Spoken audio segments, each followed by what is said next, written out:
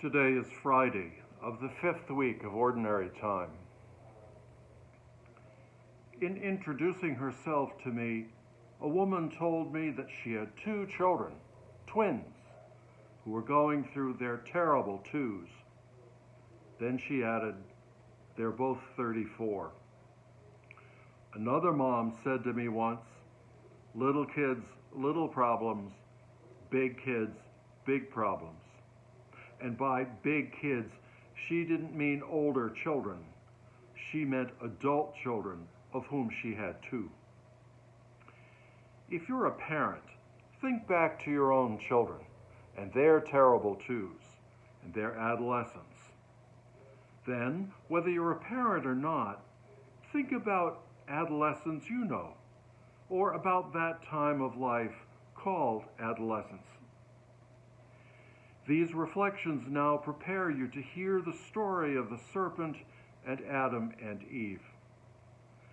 Though their lives with God in the garden were perfect, Adam and Eve still felt within themselves a twinge of angst, a desire to break away from their routine lives, even though in this routine God protected them and cared for them.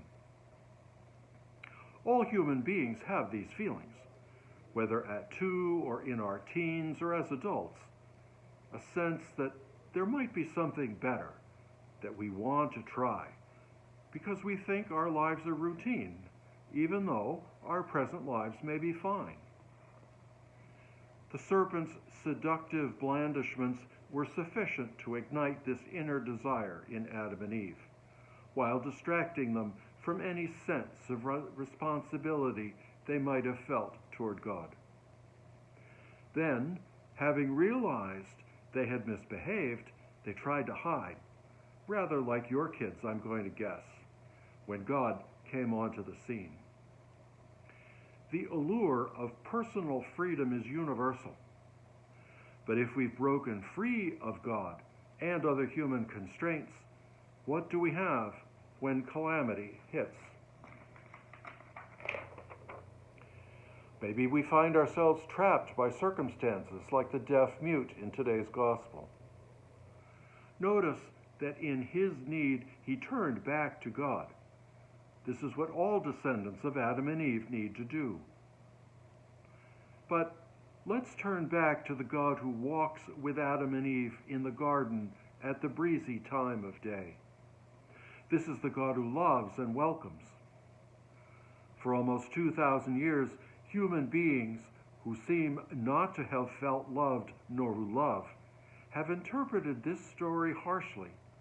God is angry, Adam and Eve are disobedient, they are sinners, guilt and shame are everywhere.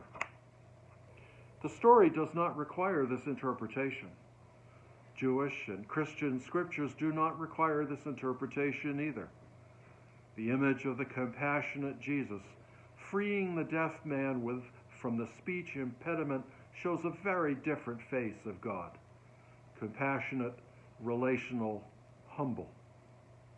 Let's be in touch with that God today, especially as we face those circumstances where we feel deaf to the voices of hope and compassion, and blocked in our ability to speak of what is true and of who we really are. God was good. God is good. God always will be good.